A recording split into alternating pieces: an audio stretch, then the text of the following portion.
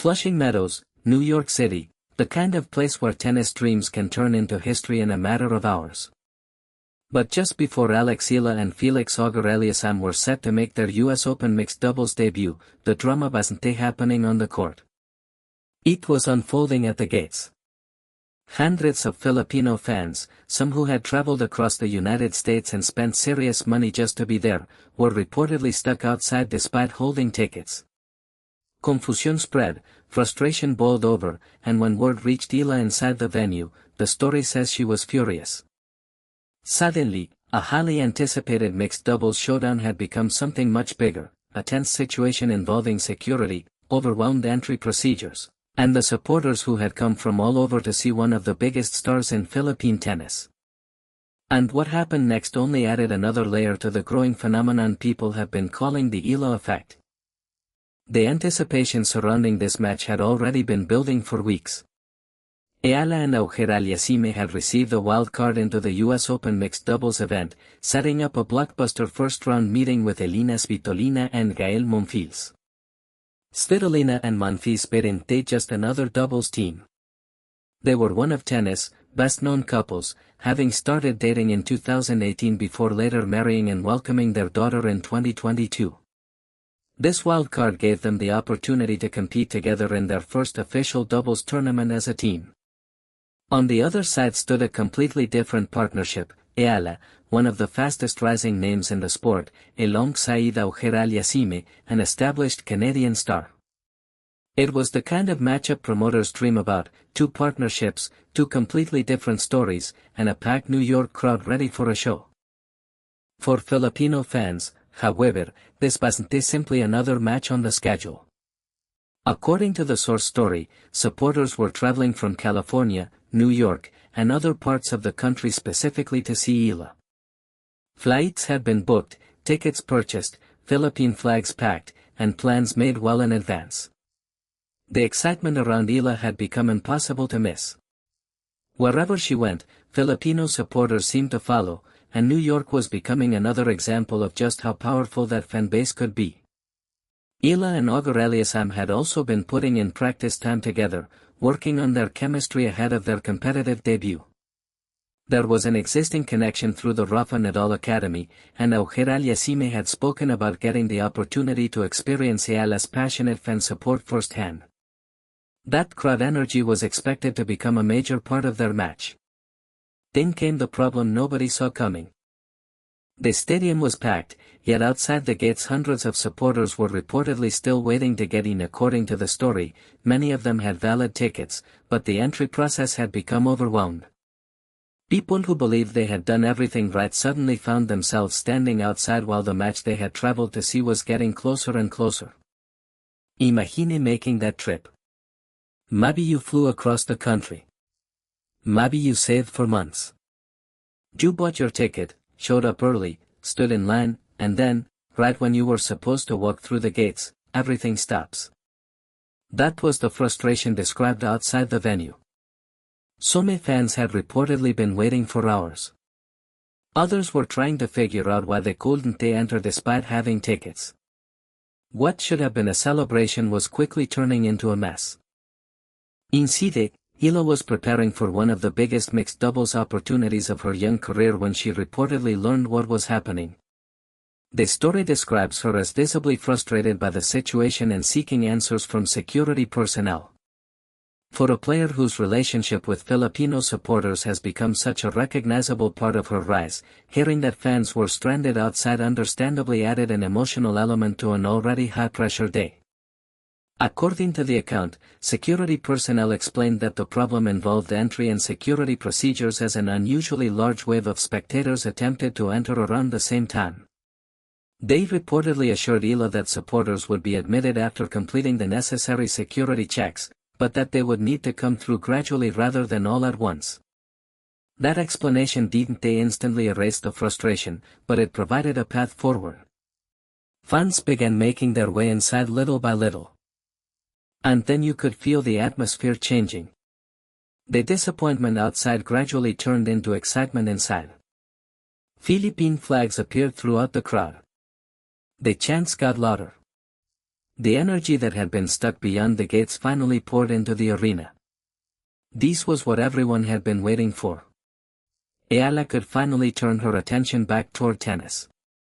The entry situation may have disrupted the build-up and eaten into valuable preparation time, but according to the source narrative, Eala refused to let it completely throw her off. If anything, the entire episode reinforced what those supporters meant to her. These weren't simply random spectators occupying seats. Many had traveled significant distances, spent their own money, and rearranged their schedules because they wanted to be part of her journey. Now it was time for the match. Eala and Eala stepped onto the court opposite Svitolina and Monfils, and the atmosphere was exactly what everyone had expected before the gate drama began, loud, emotional, and packed with anticipation. The matchup itself offered a fascinating contrast. Svitolina and Monfils brought years of elite-level experience and a familiarity that comes from sharing their lives away from the court. Eala and Eala, meanwhile, brought a different kind of energy, power, aggression, athleticism, and the unpredictability of a relatively fresh partnership. Eala's left-handed ground strokes gave their opponents a different look, while Eala could lean on his powerful serve. As the pair settled into the match, their communication improved and their positioning became more natural. Every big point brought another reaction from the Filipino section of the crowd. And those fans were making sure everybody knew they had finally gotten inside. They waved flags, shouted encouragement, and chanted for Eala. After the uncertainty outside, they weren't about to waste a second of the experience. That support is part of what has made Eala's rise so unusual. She isn't only collecting results, she has become a sporting figure capable of mobilizing a huge community of supporters, particularly among Filipinos around the world. And to understand why that connection runs so deep, you have to look at the history she has already made. Back in 2022, Eala became the first Filipino player to win a junior Grand Slam singles championship when she captured the US Open Girls title without dropping a set. That moment immediately placed her in Philippine tennis history, but it turned out to be only the beginning. Then came March 2025.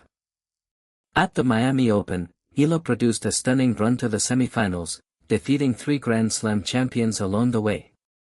Suddenly, she wasn't simply being discussed as a promising prospect. She was showing that she could compete with some of the biggest names in professional tennis. Her rise continued into 2026, when she added another historic milestone by becoming the first Filipina to win a Grand Slam singles main draw match at the US Open, according to the source story. Then came another breakthrough, her first WTA Tour singles championship at the Washington Open. Each milestone brought more attention. More Filipino flags appeared in the stands. More fans followed her tournaments. More people began talking about the Eala Effect. That's why the gate incident described in the source matters beyond one frustrating afternoon. It illustrates what happens when a player's popularity begins creating logistical realities that tournaments have to account for. When hundreds or thousands of people organize their day around seeing one athlete, the relationship between player and fan base becomes part of the event itself. For Eala, representing the Philippines has always carried extra weight. Every victory becomes bigger than one ranking point or one round of a tournament because an entire community is watching.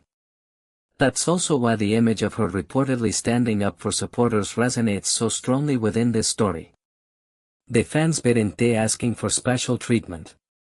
According to the account, they wanted to use tickets they already possessed and get through the necessary entry process.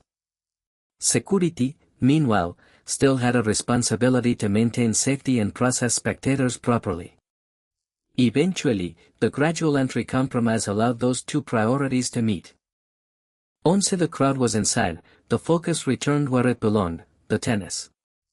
And Eala and Eala had another opportunity to show what their partnership could become. The more points they played together, the more comfortable they appeared. Their communication sharpened. Their movement became more coordinated. And behind them was a crowd that had already been through an emotional roller coaster before the match had even settled into its rhythm. For Eala, this was also a first-hand introduction to what playing alongside Eala could mean. The fan support wasn't theoretical anymore. I could hear it after every point. For Eala, it was another reminder of how quickly her career has changed. Not long ago, she was the teenager making history in junior tennis. Then she became the player stunning Grand Slam champions in Miami. Then came more historic breakthroughs and her first WTA title. Now she was walking into a major mixed doubles spotlight with one of the sport's established stars while crowds of Filipino supporters followed her to New York. That trajectory is exactly why the tennis world continues watching. The gate drama could have become an ugly distraction. Instead, within the sources telling, it became another demonstration of the extraordinary loyalty surrounding Eala.